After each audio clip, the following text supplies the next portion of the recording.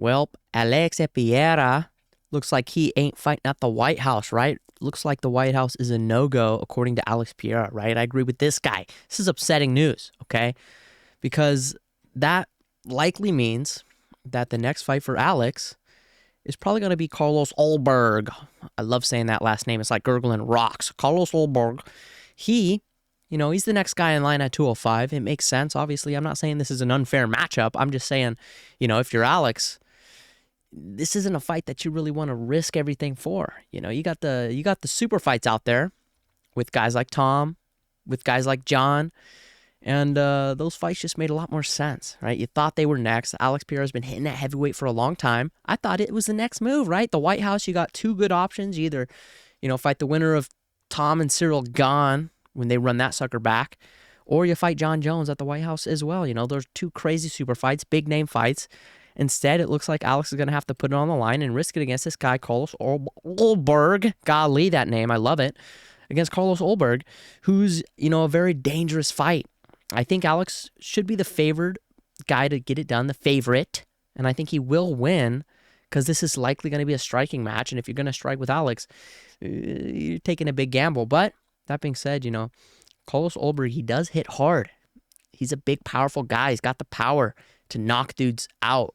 You see, it's been a minute. He did knock out Reyes before that, a couple decisions, but this guy does hit hard. And, if you could find Alex's chin, easier said than done, you might be able to put him down. So I think he's very dangerous in the hands. I think if Alex loses, it's going to ruin a lot of things. No more super fights, no more big deal White House talk. If he wins, it's kind of, it'll be a good win for sure. 205, good win for Alex. But if he beats Carlos Ulberg, what does it really do? He's in the exact same spot he's in now where it's like he should go to heavyweight for the super fights. So, it's a bit of a not so interesting risk reward because he either goes out there and wins, he's in the same spot he's in now, or he goes out there and loses, and then we lose out on some big super fights. So I'm hoping if he does have to stay at 205, which it seems like he will, I'm hoping he goes out there, puts the beat down on Carlos Ulberg for having a last name that I struggle to say almost every time.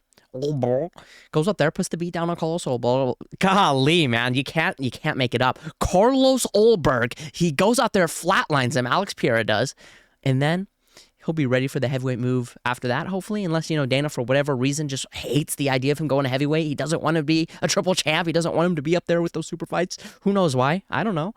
But hopefully, Alex goes out there, gets it done against Ulberg, and he's in the driver's seat. Give me the heavyweight ability next. Or, I don't know. What else is there at 205, really? I mean, we could quickly skim over it.